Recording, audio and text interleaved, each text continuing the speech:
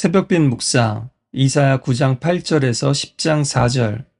나를 죽이지 못하는 것은 나를 더 강하게 만든다. 니체의 이 말은 오늘날 많은 사람들의 슬로건이 되었습니다.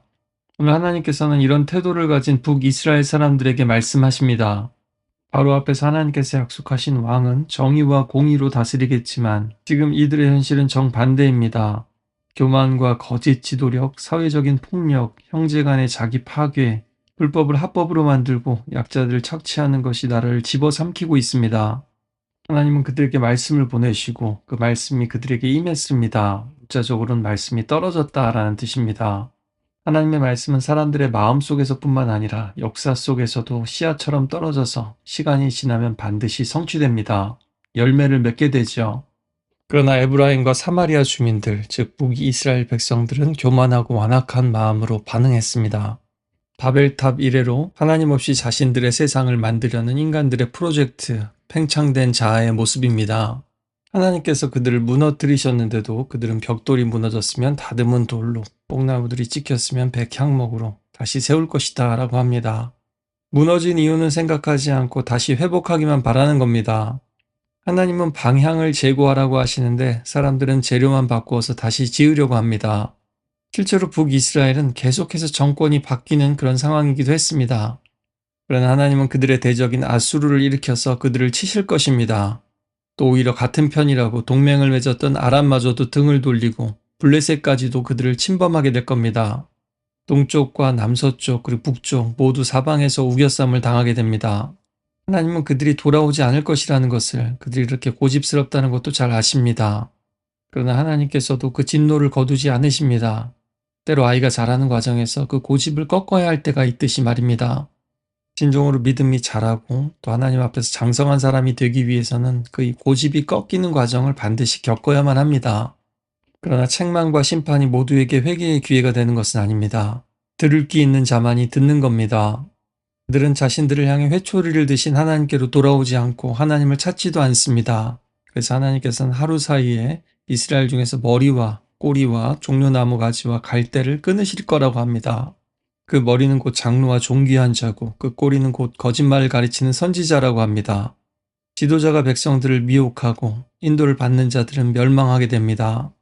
원래 끊는다, 자르다라는 것은 언약을 맺을 때 쓰는 표현이기도 합니다. 그러나 그들이 언약을 끊고 하나님과의 관계를 끊어버리자 하나님께서는 그들에 대한 심판으로 지도자들부터 끊어버리겠다고 하십니다. 당시 장로, 지도자, 선지자는 종교뿐만 아니라 정치, 경제, 사회, 사법과 행정의 역할을 했습니다. 그런데 그들의 책무를 다하지 않았죠. 또 오히려 율법을 가르쳐야 할 사람들이 거짓 말씀을 가르쳤습니다. 여기서 인도하는 자, 인도를 받는 자는 바르게 하다라는 어원을 갖고 있는데 발음은 또 아수르를 떠올리게 합니다. 굽은 것을 바르게 해야 될 사람들이 오히려 굽게 하니 하나님께서는 아수르를 들어서 이스라엘을 바로잡으시겠다라는 겁니다. 그리고 앞서 나왔듯이 고아와 과부를 긍휼히 여기시지 않는다라는 것은 지도자의 잘못으로 인해서 모든 백성들이 고통을 받게 될 것이다 라는 뜻입니다. 그래서 그들의 악행이 찔레와 가시를 삼킬 뿐만 아니라 빽빽한 숯불을 사르는 것처럼 될 것이라고 합니다. 외부에서 불이 붙는 것이 아니라 그들의 죄악 자체가 불씨가 되어서 공동체를 다 태워버릴 것이다 라는 겁니다. 개인의 탐욕이 지도자의 부패가 되고 지도자의 부패는 제도적인 불의가 되고 제도적인 불의가 공동체 전체를 태워버립니다. 자신들이 지은 죄에 자신들이 삼켜지는 자폭하고 자멸하는 모습입니다.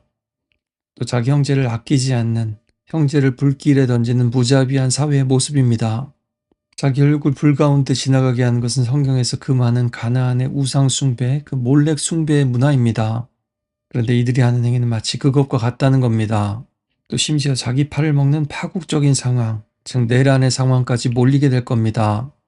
혹은 극심한 식량난 때문에 겪는 끔찍한 모습을 묘사하는 것일 수도 있습니다. 그리고 또 결국은 자신의 형제인 유다를 공격하기도 하죠. 10장 1절부터 다시 한번 화로다 하면서 재앙을 선포합니다. 불의한 법령을 만들고 사람들을 괴롭히고 억압하는 기록을 써내려가는 자들에 대해서 말합니다. 지금으로 치면 입법부, 국회의 타락이죠. 자신들의 불법을 합법으로 포장합니다. 불공평한 판결을 해서 가난한 자들의 권리가 박탈됩니다. 자신들의 권력으로 약한 자들의 권리를 침탈합니다. 여기서 권리는 정의 혹은 옳은 판결이라는 뜻도 됩니다. 이사야에서는 계속해서 참된 예배와 사회적 정의를 분리하지 않습니다. 세상 속에서 하나님의 뜻을 거스르는 자들의 예배를 하나님은 받지 않으신다는 겁니다. 심판의 때에 그들을 도우리도 없고 피할 곳도 없을 것입니다. 불법으로 모은 재물이 그들을 구원하지도 못하고 무법한 자들의 포로가 오히려 돼버릴 겁니다. 입으로 하나님 하나님 한다고 되는 것이 아니라 나의 존재와 안전을 궁극적으로 맡기는 존재, 그 존재가 각자의 하나님입니다. 하나님 아닌 것을 하나님으로 모시는 자들에게 남는 것은 포로들 가운데 웅크리거나 죽임당한 자들 가운데 쓰러지는 것뿐이다 라고 합니다. 실제로 북이스라엘도 남유다도 이렇게 포로가 되고 멸망하게 되는 길을 걷게 됩니다. 그러나 하나님은 이렇게 끊임없이 경고하시고 돌아오라고 말씀하셨습니다. 그들이 망한 것은 하나님께서 엄격하고 또 하나님께서 무자비하셔서가 아닙니다.